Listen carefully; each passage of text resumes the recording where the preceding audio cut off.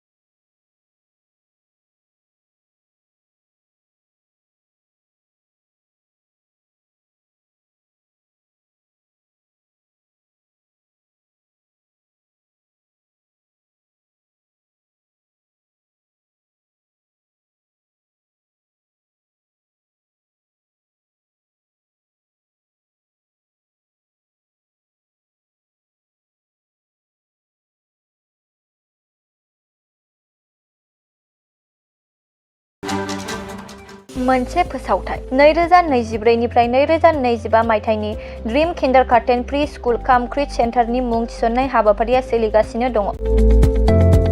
क'क्राझार सहरनि साखाथियाव थानाय एबा देबोरगाव बड'लेण्ड मुलुगसोलोंसालिजों नांजाबनाय गियानपुरियाव गोदानै ड्रीम किन्डारगार्टेन प्रि स्कुल काम क्रिच सेन्टार बेखेवदों।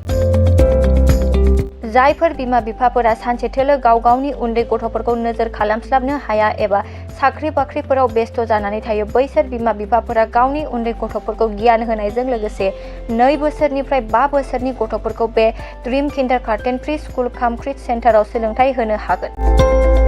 बे फरायसालियाव गासै सुबिदाखौनो फरायसाफोरानो मोनफुंनो हागोन। सुबिदाफोरनि गेजेराव दं fun learning, different types of co-curricular activities, age appropriate curriculum, sensory experience, बेनि अनगायैबो holistic development, safe and free learning environment, daily weekly activity record, nature corner, live CCTV security, emergency fire safety as well medical kit, air conditioning facility.